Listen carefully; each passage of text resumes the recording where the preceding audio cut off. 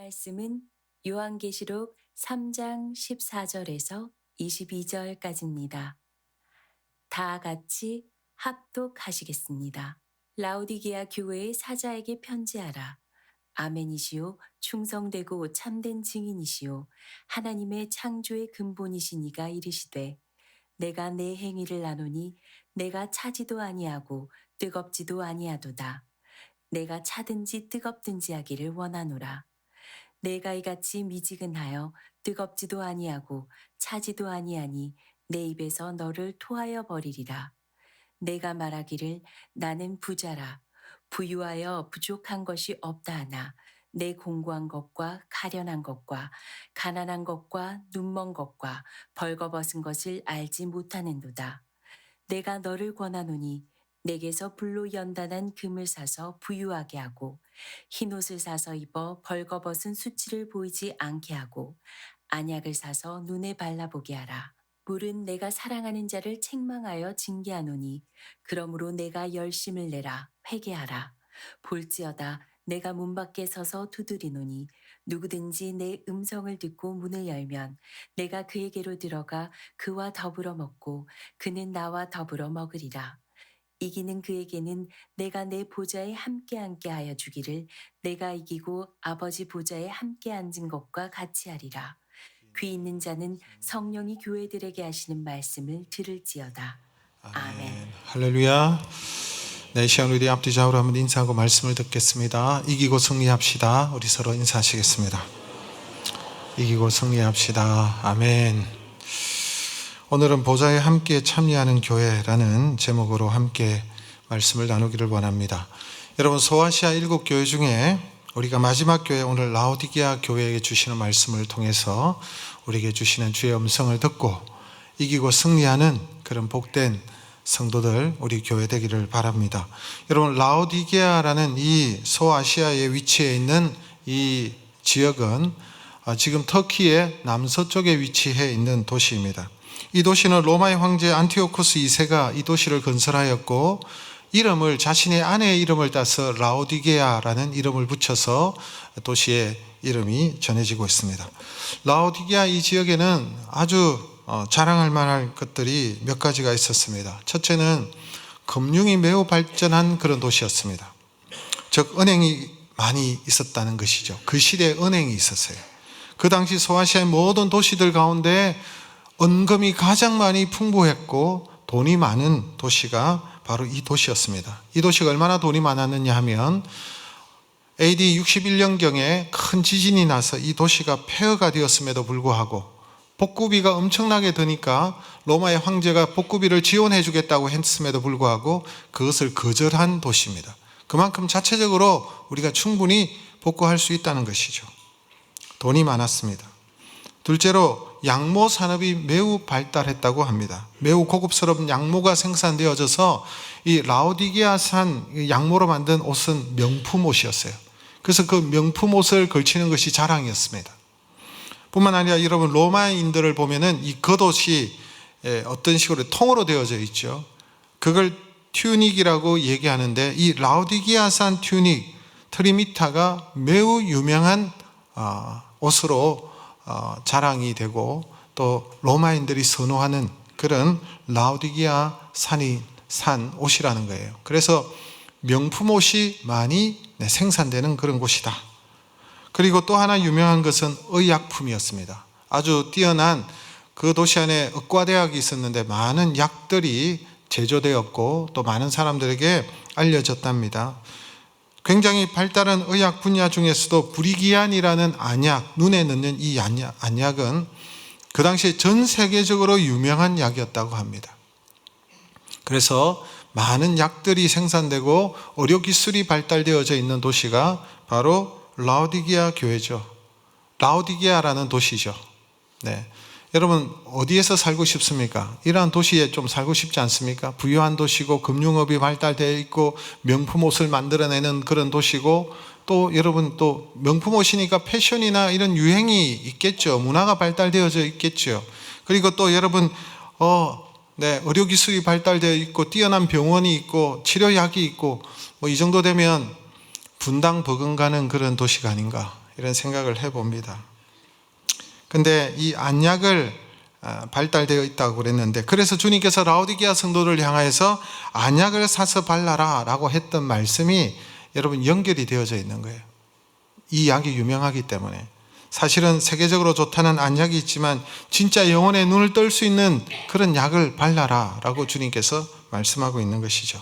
그리고 북쪽으로, 이 라오디게아 북쪽으로 히에라폴리라는 그런 온천 지대가 있었습니다. 근데 라오디게아는 이게 물이 부족해가지고요, 수로를 쭉 연결해가지고 그 히에라폴리에서 그 물을 받아서 물을 사용했습니다. 근데 히에라폴리는 온천지대예요. 풍부한 여러분 그런 물이 생산이 되고 온천 지역으로 유명한데, 여러분 터키에 가보시면 파무칼레라는 곳 가보셨는지 계신지 모르겠어요. 파무칼레, 거기가 히에라폴리입니다. 이전에 히에라폴리인데 지금 파무칼레라고 하죠. 유명한 관광지인데, 거기에서 물을 끌어다가 섰는데 이 수로를 따라오다 보니까 그 뜨거운 온천물이 식어서 미지근한 물이 이제 도착하는 거예요. 그런 지역이 여러분 라오디게아라는 도시였습니다. 이러한 도시에 하나님께서 교회가 세워지게 하셨죠. 이곳에 교회가 세워졌는데, 이곳에 교회를 세운 인물은 에바브라라는 사람입니다.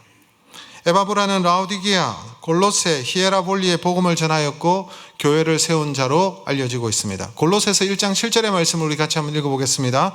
이와 같이 우리와 함께 종된 사랑하는 에바브라에게 너희가 배웠노니 그는 너희를 위한 그리스도의 신실한 일꾼이요.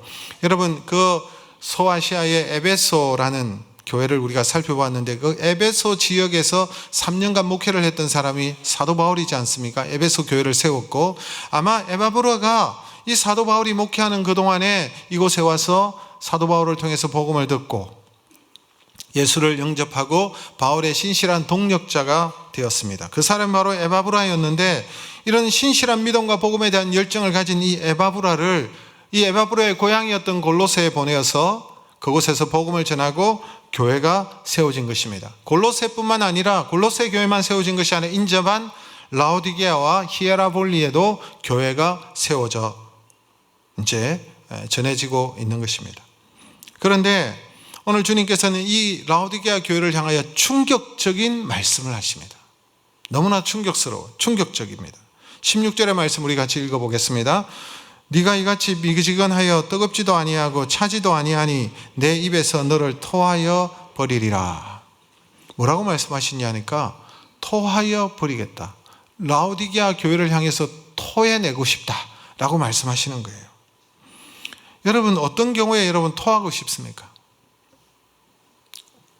여러분 토해 보신 적 있죠? 토할 때 여러분 어떻습니까? 시원하십니까? 네, 토하고 나면 좀 시원하죠. 왜냐니까, 왜 여러분 토하고 싶어요? 상한 음식이 들어가면 토하고 싶어요. 그리고 독극물이나 이런 독성이 들어오면 몸에 막 부작용이 일어날 뿐만 아니라 여러분 토해냅니다.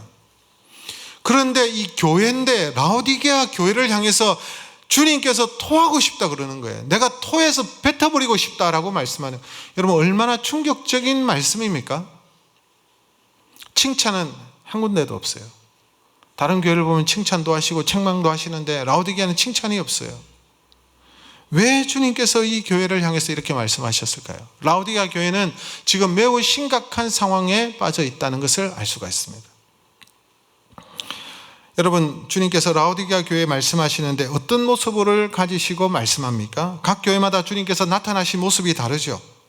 주님께서 어떤 교회는 불꽃 같은 눈을 가지고 나타나시기도 하고, 어떤 교회는 다양한 모습으로 나타나셨는데, 오늘 이 라오디게아는 어떤 모습으로 이렇게 나타나셨습니까? 나타나신 모습이 다른데 그 이유는 교회와 관련이 있습니다. 주님께서 어떤 모습으로 나타나셨는지 오늘 14절 말씀을 읽겠습니다.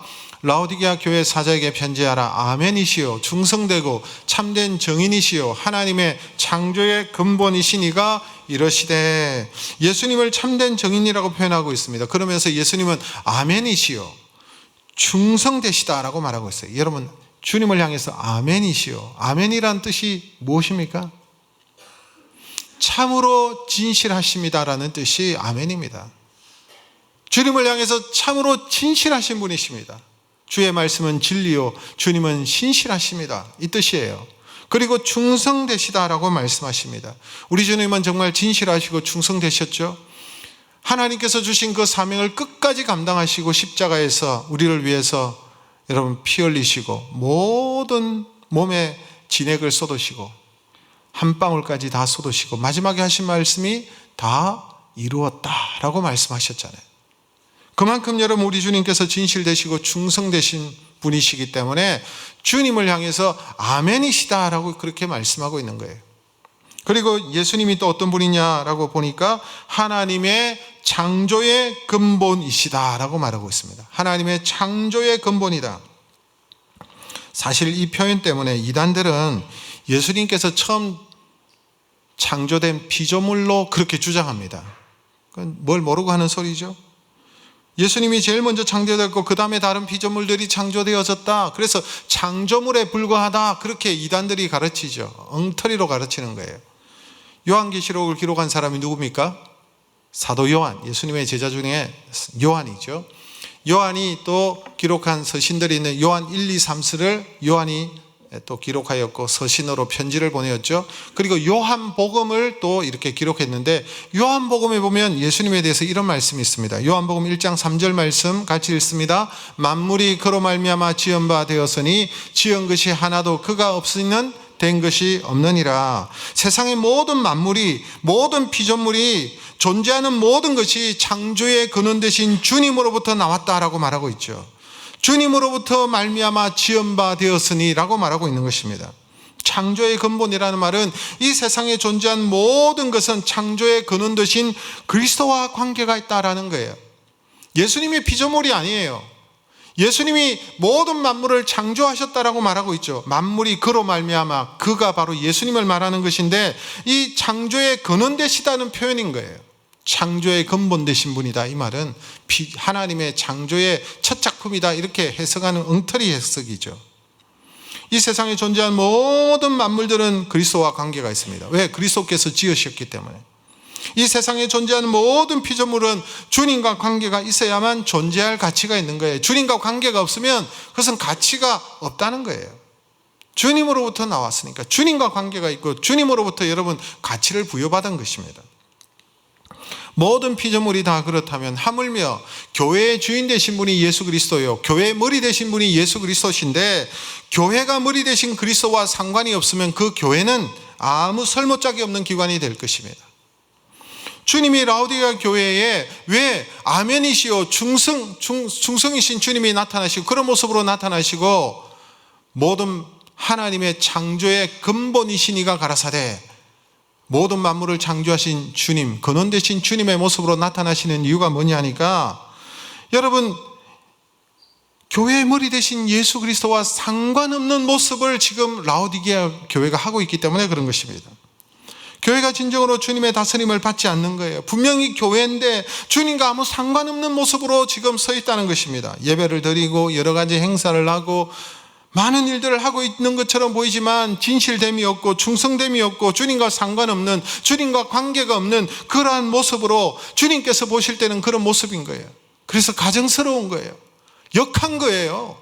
상한 음식을 먹는 것처럼 그렇게 주님께서 입에서 토해내시고 싶은 그런 교회다라고 지금 말씀하는 거예요. 교회가 주님과 상관이 없는 거예요. 주님의 다스림을 받지 않는 거예요. 주님께서 왜 토해내시고 싶다? 왜 이런 책망을 하신 이유가 무엇입니까? 좀 더 구체적으로 살펴보겠습니다. 라오디게아 교회가 어떤 교회냐? 주님께서 말씀하시기를 차지도 뜨겁지도 아니하는 교회다라고 말했어요. 여러분 15절 말씀 같이 읽습니다. 내가 네 행위를 아노니 네가 차지도 아니하고 뜨겁지도 아니하도다. 16절 네가 이같이 미지근하여 뜨겁지도 아니하고 차지도 아니하니 뜨겁지도 차지도 아니한 미지근하다라고 말하는 거예요. 마치 식어 빠져버린 그 온천수 물처럼 아무 쓸모없는 그 온천수는 뜨거워야 되는데 뜨겁지 않는 거예요. 미지근하다라고 말하는 거예요. 이 말의 말씀의 의미가 뭐냐니까 주님께서 말씀을 하셔도 그 반응이 없다는 거예요. 별로 미지근한 반응을 보인다는 거예요. 미지근한 그런 모습으로. 여러분 정상적인 성도라면 하나님의 말씀을 들으면 살아나야 됩니다. 주님의 말씀을 들으면 순종해야 됩니다. 주님의 말씀대로 살려고 애를 써야 됩니다. 이게 정상적인 성도의 모습이죠. 주의 말씀은 생명이 있기 때문에 주의 말씀을 들으면 살아나야 되는 거예요. 실패하고 어려움이 있고 낙심이 되어도 주의 말씀을 들으면 주의 말씀이 나를 소생케 하시기 때문에 살아나야 되는 거예요. 주의 말씀을 들으면 회복이 일어나야 되는 것입니다. 의욕이 생기고 열정이 생기고 용기가 다시 쏟아나고 이러한 은혜가 있기를 주님의 이름으로 축복합니다. 주의 말씀을 들을 때마다, 예배에 참석해서 주의 음성을 들을 때마다 살아나는 역사가 있기를 주님의 이름으로 축복합니다. 그런데 이 라오디게아 교회는 미지근한 신앙이다라는 거예요. 반응이 없다는 거예요. 왜 그럴까요? 세상과 적당하게 타협하고 지금 살고 있는 거예요. 미지근할 수밖에 없는 거예요. 여러분, 신앙인들이 세상과 꼭 불화하며 살아야 될 이유가 없어요. 그러나 분명히 갈라서야 하는 지점은 있습니다. 세상 사람들은 그렇게 살아도 우리는 그렇게 살지 말아야 될 지점이 있다는 거예요. 예를 들면 불의하고 거짓말하고 우상을 섬기는 것이 일상화된 곳이라면 그곳에 가까이 가서는 안 되겠죠, 우리가. 요한계시록의 무대가 되는 이 소아시아 7교회의 공통적인 모습은요, 우상 숭배가 극심했던 지역에 있었습니다. 우상의 제물이 문제가 되었습니다. 단순히 우상을 섬기는 차원이라면 얼마든지 우리가 갈랐을 수가 있어요. 라오디게아 교회가 우상을 섬기는 것이 끊으면 되죠. 나는 예수 믿으니까 끊으면 되는데 이게 단순한 우상 숭배의 문제의 차원이 아니라는 거예요. 이 우상 숭배와 걸려 있는 게 뭐냐니까 나의 삶의 기반이 거기에 있는 거예요. 내 생계가 달려 있는 거예요. 거기에 내 경제적인 그런 부분들이 묶여 있는 거예요. 그들과 함께하지 아니하면, 우상의 문화와 함께하지 아니하면, 그들과 함께하지 않으면 경제적인 모든 것들이 차단되기 때문에 그런 것입니다. 조합 안에서, 여러분 조합이 있다고 그랬죠. 여러분 라오디게아에도 여러분 양모 생산이 일어나고 그리고 옷을 만들어내는 그런 문화가 있는 지역이고 아주 발달된 그런 곳인데 상업이 굉장히 활성화되었기 때문에 그 조합이 있는 거예요. 조합에 가입되어져야만 그들이 함께 그 안에서 생업을 누리며 상업 활동을 하고 비즈니스를 하고 경제 활동을 할 수가 있는 것이죠. 그런데 단순히 조합이 그냥 그런 목적만 있는 것이 아니라 우상을 숭배하는 거예요. 우상에 참여하는 거예요. 우상의 제물을 먹어야 되는 거예요. 그들의 우상의 음란함에 참여해야 되는 거예요. 그래서 조합에서 나가면 어떻게 됩니까? 나는 못하겠어. 나가면 모든 경제적인 기반이 끊어져 버리는 거예요. 상업 활동을 할 수가 없는 거예요. 그러니까 이게 나의 생계와 관련이 되어 있기 때문에 내가 여기서 나와버리면, 끊어버리면 내가 가지고 있는 이 부유함을, 내가 누리고 있는 모든 것들을 잃어버릴 수 있는 거예요. 경제적인 활동이 안 되기 때문에. 그래서 이런 상황 속에서 라오디게아 교회가 적당히 세상과 적당히 그리스도에게 한 발씩 양다리를 지금 걸치고 있는, 타협하고 있는 상황이에요. 그래서 미지근한 거예요. 여러분, 엘리야가 이스라엘 백성들에게 말했죠. 그들이 바알도 섬기고 하나님을 섬기고 혼합적이었지 않습니까? 바알 우상과 여호와 하나님 사이에 양다리를 걸치고 있는 이스라엘 백성들을 향해서 여러분, 엘리야 선지자가 뭐라고 말했습니까? 열왕기상 18장 21절 말씀 같이 읽습니다. 너희가 어느 때까지 두 사이에 머뭇머뭇하려느냐? 여호와가 만일 하나님이면 그를 쫓고 바알이 만일 하나님이면 그를 쫓을지라 라고 말하는 거예요. 똑같은 상황입니다. 지금 라오디게아 교회가 차라리 세상에 속해 있다면, 차라리 예수를 알지 못한다면 내가 육체가 원하는 대로, 내 욕심대로, 내 탐욕대로, 내가 원하는 삶을 그냥 살면 되는데 이러지도 저러지도 못하는 그런 가운데 있는 거예요. 이 눈치 저 눈치 보고 양다리 걸치면서 신앙생활을 하니까 미지근할 수밖에 없는 거예요. 이처럼 갈등이 있으니까 식어버린 온천수처럼 미지근하고 무기력한 상태, 열심이 없습니다. 주의 말씀을 들어도 적극적인 순종이 없습니다. 주님의 말씀 앞에 아멘이 없습니다. 열정이 안 나오는 거예요. 열정은 여러분 한 곳에 집중할 때 열정이 생기는 것 아니겠습니까? 머뭇머뭇하는데, 집중하지 못하는데 어떻게 그게 마음을 쏟고 열정을 가지고 주님을 열심히 섬길 수가 있겠습니까? 그렇게 못하는 거예요. 미지근할 수밖에 없지. 그리고 여러분, 라오디게아 교회의 가장 큰 문제점이 뭐냐 하니까 자신에 대해서 전혀 모른다는 사실입니다.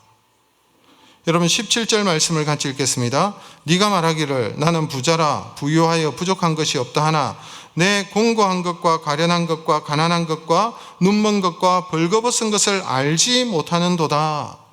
라오디게아 교회를 향해서 주님께서 말씀을 하고 계시는데요, 이들은 자신들이 뭐라고 말합니까? 나는 부자요, 부요하고 부족함이 없다, 더 이상 바랄 것이 없다, 나는 모든 것을 가지고 있다, 뭐 이렇게 얘기를 하는 거예요. 그런데 주님은 그들의 모습을 보시면서 뭐라고 말합니까? 네가 공고하고 가난하고 눈멀고 벌거벗고 있다라고, 수치스럽다라고 말하고 있어요. 여러분, 실제로 이들은 상당히 부유했던 자들입니다. 지금까지 교회와 비교할 수 없을 정도로 여러분 부유했던 자들입니다. 그러나 그들의 영적인 상태는 매우 빈곤하고 매우 공고한 상태에 있었습니다. 그들은 지금 자기 자신들의 영적인 상태를 알지 못하는 거예요. 주님은 가난했던 서머나 교회를 향해서는 실상은 네가 부유하다라고 말씀하셨어요. 서머나 교회 여러분 기억나시죠? 반대로 부유하다고 하는 라오디게아 교회를 향해서는 실상은 네가 가난하다라고 말하는 거예요. 여러분, 세상에서 제일 답답한 것이 무엇인 줄 아십니까? 주위 사람들은 다 알고 있는데, 그 사람의 문제가 무엇인지 알고 있는데, 근데 정작 자기는 몰라. 이것만큼 여러분 답답한 일이 있습니까? 지금 자신은 중병에 들어있는데 자신은 건강하다고 얘기하면서 온갖 방탕한 생활을 하고 술 마시고 담배 피고 뭐 온갖 짓을 다 하고 돌아다닌다면 여러분, 그 사람은 얼마나 불쌍한 사람이에요. 지금 중병에 걸려 있는데 자기 자신을 모르는 거예요. 여러분, 신앙생활에 있어서도 마찬가지입니다. 자신은 매우 믿음이 괜찮고 나는 건강한 신앙을 가지고 있다고 생각하고 다른 사람이 문제지 나는 문제될 것이 없다고 생각하는데 실상은 아니라는 거예요. 라오디게아 교회가 지금 그런 상황이라는 거예요. 나는 부자요, 부유하고 부족함이 없다라고 얘기하면서 얼마나 여러분 교만하고 얼마나 자만하고 있는지 모릅니다. 왜 그럴까요? 왜 이들이 여러분 자신의 실상을 모르는 영적인 소경이 되어버렸을까요? 이유는 물질이죠. 자신들이 가지고 있는 이 부유함 때문에, 자신의 부유함을 지금 자랑하고 있지 않습니까? 자신들의 풍요와 화려함을 자랑하고 있습니다. 자신들의 아름다운 외모를 자랑하고 있습니다. 자신들이 입고 있는 그 의상의 명품 옷을 걸치면서 자랑하고 있는 거예요. 주님보다 물질을 지금 더 사랑하는 거예요. 주님의 말씀보다 세상의 화려함이 더 사랑스러운 거예요. 물질이 너무 그 자신을 크게 자리 잡고 있기 때문에, 물질의 마음을 다 빼앗겨 버렸기 때문에 자신들의 눈이 가려서 지금 자신의 영적인 상태를 알지 못하고 있다는 거예요. 그래서 주님께서 라오디게아 교회를 향해서 내 입에서 너를 토하여 버리리라 라고 말하는 거예요. 그만큼 주님의 마음이 비위가 상한 거예요. 지금 주님께서 역하신 거예요. 너무너무 거부감이 있는 거예요. 여러분, 우리가 토해낼 때 얼마나 여러분 거부감이 있으니까 토해내잖아요. 이 라오디게아 교회가 그만큼 주님과의 관계가 멀어져 있고 너무 이상한 방향으로 지금 가고 있는 거예요. 거북한 것입니다. 여러분, 주님께서 이렇게 책망하시는 이유가 뭘까요? 정말 토해내고 싶다 이 말씀이실까요? 그게 아니죠. 사랑하시기 때문에 책망하시는 거예요. 깨달으라고, 너의 실상이 이렇다고, 정신 차리라고, 회개하고 돌이키라고, 이렇게 가면 너 파산이야, 이렇게 가면 너 큰일 나 라고 지금 얘기하시는 거예요. 실상을 깨닫고 돌이키고 회개하고 다시 건강한 교회로 회복되고 주님께 칭찬받는 교회가 되고 인정받기를 원하는, 인정받는 그런 교회가 되기를 주께서 원하시기 때문에 이렇게 책망하시는 줄로 믿습니다. 오늘 주님께서 해결책을 주십니다. 책망만 하시는 것이 아니라 너 이렇게 해, 이렇게 하면 된다, 이렇게 하면 너가 살아날 수가 있다 라고 말씀하시는데, 우리 18절 말씀을 같이 읽겠습니다. 내가 너를 권하노니 내게서 불로 연단한 금을 사서 부요하게 하고 흰옷을 사서 입어 벌거벗은 수치를 보이지 않게 하고 안약을 사서 눈에 발라 보게 하라. 세 가지 말씀하고 있습니다. 이 18절에 불로 연단한 금을 사서 부요하게 하라. 불로 연단한 금, 정금입니다. 불은 여러분 금을 정제하기 위해서는 뜨거운 용광로 같은 불에다가 녹여서 불순물을 제거해야 순도 100% 정금이 되는 거예요. 불로 연단한 금을 사서 부요하게 하라는 말은 이런 불같은 고난과 같은 연단을 거쳐서 정금 같은 믿음의 사람들이 되라고 말씀하는 거예요. 그것이 부요함이다라고 말씀하는 거예요. 네가 돈을 많이 가지고 있다고, 금융자산이 많다고, 부동산이 많다고, 그게 부자가 아니고 불로 연단된 그런 정금 같은 믿음의 소유자가 진짜 부요한 자야라고 지금 말씀하고 있는 것입니다. 여러분, 정금 같은 신앙은요, 고난의 용광로를 통과해야 여러분 우리의 믿음이 자라고 정금 같은 믿음이 됩니다. 순도 100%의 믿음이 되는 거예요. 고난이 없이, 어려움이 없이 여러분 절대로 정금 같은 믿음의 소유자가 되기가 어려워요. 여기 재미있는 표현이 있죠. 불로 연단한 금을 사서 금을 사라, 흰옷을 사라, 안약을 사서 발라라. 이 사라라는 표현이 많이 있습니다. 어쩔 수 없이가 아니라 적극적으로 돈을 줘서라도 어떤 희생을 감당했어라도 사라라고 말해요. 그렇게 하라라고 말씀하고 있는 거예요. 여러분, 우리가 계속 안일한 신앙생활하고요, 미지근한 그런 신앙생활하고요, 하나님께서 기뻐하시지 않는 그런 자리에 계속 거하게 되면 하나님께서 직접 연단하십니다. 그냥 두시지 않습니다. 사랑하는 자를 그냥 두시지 않습니다. 연단하시는 거예요. 그래서 연단되고 시련을 통과한 믿음을 가지게 하시는 거예요. 그 연단한 그 믿음이 너무나도 귀하기 때문에 그렇게 해서라도 만들어 가시는 거예요. 여러분, 베드로전서 1장 7절 말씀 같이 읽습니다. 너희 믿음의 시련이 불로 연단하여도 없어질 금보다 더 귀하여 예수 그리스도에 나타나실 때에 칭찬과 영광과 존귀를 얻게 하려 함이라. 이 세상에 가장 귀한 것은 고난을 통과한, 고난으로 연단된 믿음이라는 거예요. 없어질 금보다 더 귀하다라고 말씀하고 있는 거예요. 이렇게 불로 연단된 믿음을 가질 때에 주님께서 오셔서 칭찬과 영광과 존귀를 얻게 하려 함이라. 그래서 연단시키시는 거예요. 고난을 때로는 허락하시는 것입니다. 고난을 통과할 때 우리의 믿음이 순수해지고 불순물이 제거되고, 이러한 정금 같은 믿음을 가진 자가 가장 부유한 자이기 때문에 그렇습니다. 억만금보다 더 귀한 것이 이것입니다. 네가 가지고 있는 많은 물질과 부동산과 금융자산이 부유한 것이 아니라 진짜 부유는 시련을 통과한 그 정금 같은 믿음이 가장 부유한 자다라고 말씀하시는 거예요. 이걸 우리가 알라는 거예요. 그러면 우리가 지금이라도 사서 고생을 하라 이 말씀입니까? 사서 고생을 해야 되는 거예요? 그런 뜻이 아니라 이 말은 지금이라도 제대로 된 믿음 생활을 하라는 거예요. 지금이라도 제대로 된 믿음의 방식을 따르고 생활을 하고 주의 말씀 앞에 순종하려고 하고 믿음대로 살려고 하라는 거예요. 그렇게 믿음대로 살려고 예를 쓸 때 고난이 오고 어려움이 찾아오고 고생이 되어도 두려워하지 말라는 거예요. 세상적인 방법으로 잘 사는 것보다 믿음으로 말미암아 고생하는 편을 택해라라는 것입니다.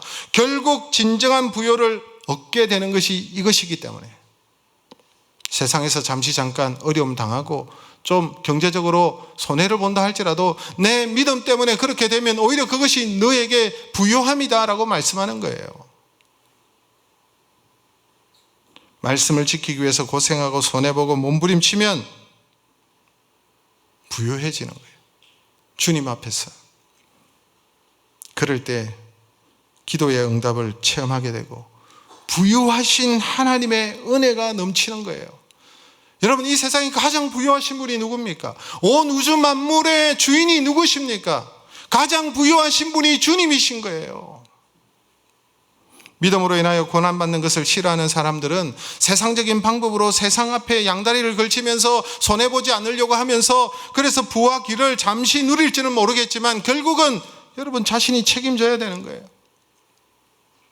그러나 믿음으로 결단하고 믿음으로 걸어가면 처음에는 고난이요 손해요 불같은 어려움이 나에게 찾아온다 할지라도 그때부터 하나님께서 함께 하시고 부유하신 하나님께서 은혜를 주시는 거예요. 홍해바다에 길을 내시고 요단의 강에 길을 내시고 광야에 길을 내시고 그 만물을 창조하신 하나님, 가장 부유하신 주님께서 우리를 붙들고 이끌어 가시고 부유함으로 가장 복된 길로 이끌어 가실 줄로 믿습니다. 그리고 18절에 흰 옷을 사서 입어 벌거벗은 수치를 보지 않게 하라라고 말하고 있죠. 흰 옷은 주님께서 우리에게 입혀주시는 옷입니다. 의의 옷입니다. 예수 그리스도께서 우리를 위하여 대속의 죽음을 죽으시고 보혈의 피를 흘려주시고 3일 만에 부활하심으로 여러분 우리에게 하나님께로 나아가는 여러분 의의 길을 만들어 주셨죠. 그래서 우리가 그것을 믿음으로 말미암아 하나님 앞에 어렵다 함을 여기는 거예요. 칭의, 어렵다 칭하여지는 것을 말합니다.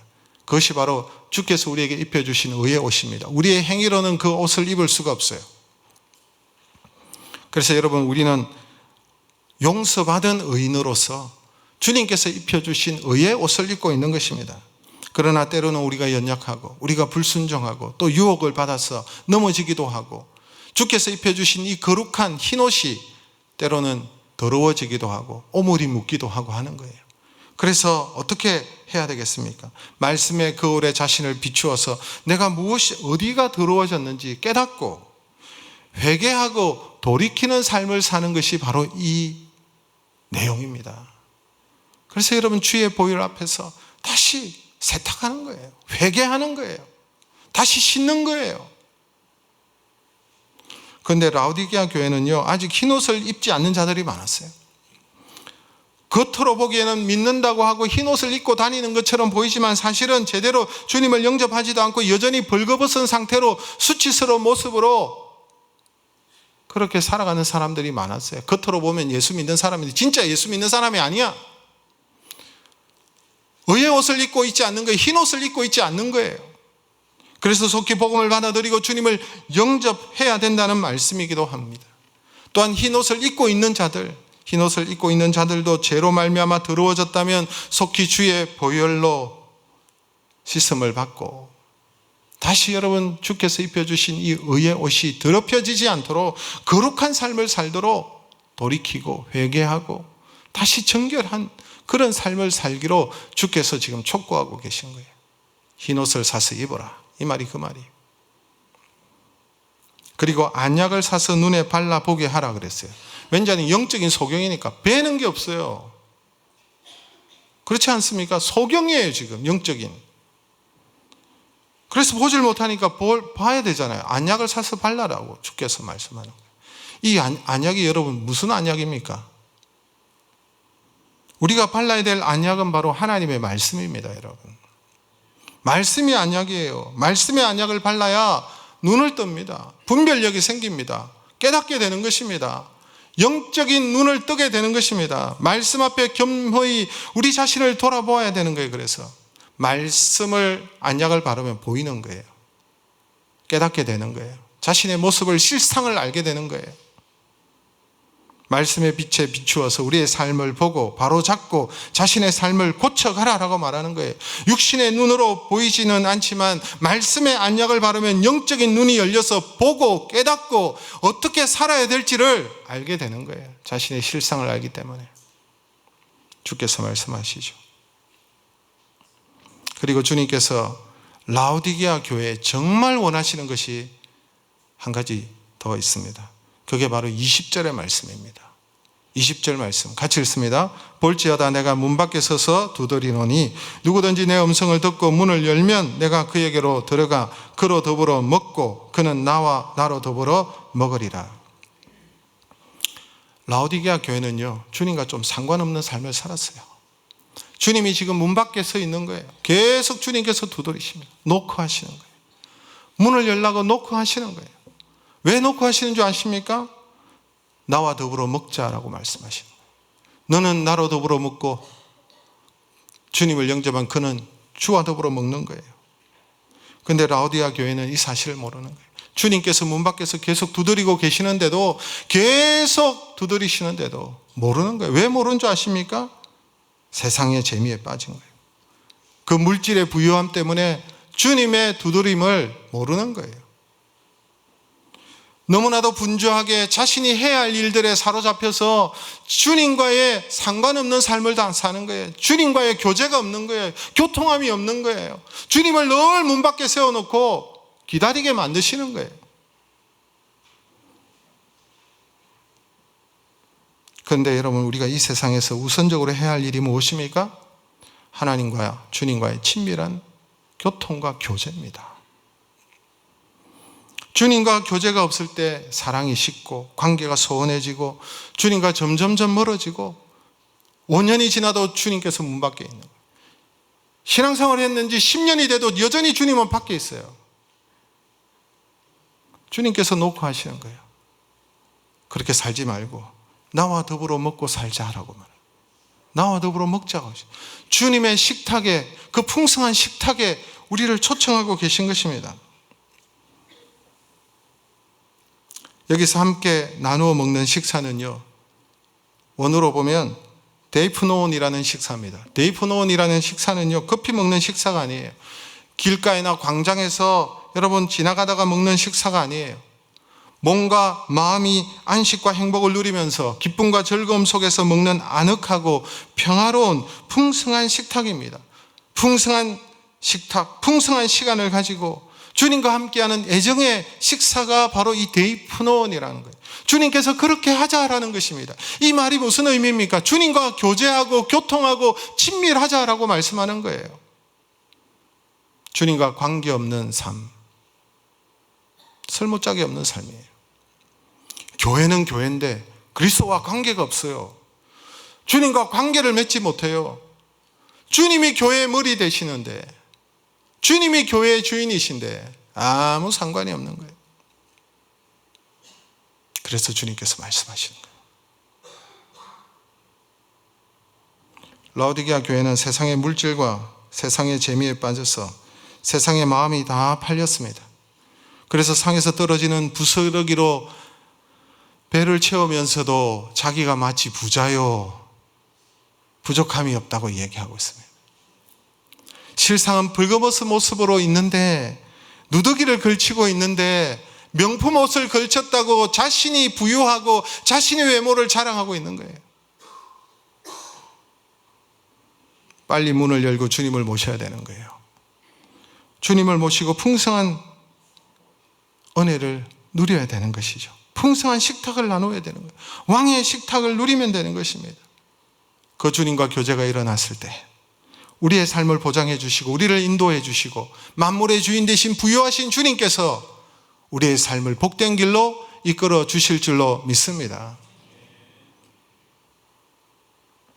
그리고 이기는 자에게 상급을 약속하십니다. 21절 말씀 같이 읽습니다. 이기는 그에게는 내가 내 보좌와 함께 앉게 하여 주기를 내가 이기고 아버지 보좌에 함께 앉는 것과 같이 하리라. 이기는 자에게 내 보좌에 함께 앉게 하겠다라고 말씀하고 있는 거예요. 주님의 보좌에 함께 앉는 것이 무엇입니까? 이 너무나도 큰 영광이지 않습니까? 주의 거룩하신 보좌에, 그 영광스러운 보좌에 함께 앉혀 있겠다. 이렇게 생각하면 좀 속된지는 모르겠지만 빨리 이해가 될 것 같아요. 예수님의 최측근이 된다는 거예요. 얼마나 놀라운 약속입니까?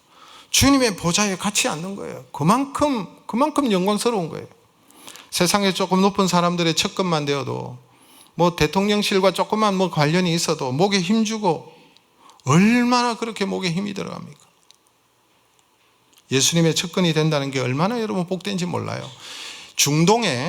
옛날 중동의 왕의 보좌 옆에는, 왕이 앉는 자리 옆에 바로 옆에 가장 공을 크게 세운 신하가 앉는 자리를 따로 마련해 두었습니다. 거기에 앉는 신하는 최고의 특권을 누리는 거예요. 이와 마찬가지로 하나님의 보좌에 함께 앉아 주님과 영원토록 교제하고 주님과 함께 왕의 식탁에서 먹고 주님과 함께 다스리는 은혜를 주신다는 말씀 아니겠습니까? 주님을 문 밖에 세워두는 것이 아니라 돌이켜 주님을 모셔드리고 주님과 친밀한 교통과 교제를 나누고 함께 식사를 나누고 주님의 보좌에 함께 앉아 주와 더불어 왕의 식탁에 참여하시기를 주의 이름으로 축복합니다. 그러려면 여러분, 우리가 살아가는 이 땅에서 주님과 교통이 있어야 돼요. 주님과 여러분 깊은 친밀한 관계가 돼야 돼요. 그렇게 주님과 관계도 맺지 못하면서 겨우겨우 예수 믿고 보좌 앞에 섰을 때 주님이 얼마나 여러분 두렵겠습니까? 주님과 친밀하겠습니까? 얼마나 여러분 서먹서먹하겠습니까? 주님 가까이 오라고 해도 관계가 안 돼 있으면 저 멀리 갈 것 같아요. 주님과 긴밀하게 주님과 교통하고 이 땅에서 주님의 뜻대로 살아간 사람은 천국에 가서 얼마나 주님이 기쁘고 반갑고 얼마나 그 주님께 가까이 가고 안기고 싶고 그렇지 않을까요? 관계가 되어 있지 않으면요, 어려워요. 이 땅에서 주님과 관계가 제대로 안 되면 주님과 상관없는 삶을 사는 거예요. 주님이 너무너무 안타까우신 거예요. 사랑하는 성도 여러분, 말씀을 맺습니다. 라오디게아 교인들은 자신들의 육신적 부유함으로 자신의 영적인 실상을 보지 못하고 영적으로 헐벗고 가난한지도 모르고 눈이 먼지도 모르고 벌거벗은지도 모르고 자만하고 교만하고 미지근한 모습으로 주님과 상관없는 삶을 살다 주님께서 너희를 토하여 버리시겠다고 책망하고 있습니다. 라오디게아 교회를 통해서 주시는 이 말씀을 통하여 오늘 우리에게도 말씀하십니다. 이 땅의 삶의 부여와 안락함과 편안함으로 말미암아 우리도 자만하고 자신의 실상을 알지 못하고 살아가고 있지는 않는지 모르겠습니다. 차갑지도 뜨겁지도 아니한 미지근한 모습으로 열정 없는 모습으로 적당하게 세상과 타협하면서 살아가고 있지는 않는지 모르겠습니다. 그러나 이러한 모습은 주님의 비위를 상하게 하는 것입니다. 토해내게 만드는 것입니다. 이러한 삶은 오래 갈 수가 없습니다. 곧 파산하게 될 것입니다. 그래서 오늘 성령께서 교회에 주시는 말씀을 들어라 라고 말하는 거예요. 이 땅에서는 주님의 말씀대로 살기에 불편하고 힘이 들지만 그로 말미암아 어려움이 찾아오고 그로 말미암아 힘든 일이 올지라도 두려워하지 말고 오히려 연단을 받아 정금 같은 믿음의 사람이 되라고 말씀하십니다. 이것이 부요다라고 말씀하시는 거예요. 또한 주님께서 입혀주신 의의 옷을 입고 부끄럽지 않는 믿음의 사람이 될 수 있도록 날마다 회개하고 말씀의 거울에 자신을 비추어 보고 주께서 입혀주신 이 의의 옷을 더럽히지 않도록 애쓰고 노력해야 될 줄로 믿습니다. 또한 말씀의 안약을 발라 영적인 눈을 뜨고 자신의 실상을 보고 무엇보다도 주님과 교통하고 내 마음의 문을 열고 주님을 영접하고 주님과 날마다 친밀하게 교제하고 소통하고 주의 뜻을 받들어 살다가 이기는 자에게 주시는 주님의 보좌의 식탁에 참여하는 우리 열린 하늘문교회 모든 성도님들, 저와 여러분들, 우리의 자녀들이 되기를 간절히 소망하고 축복합니다.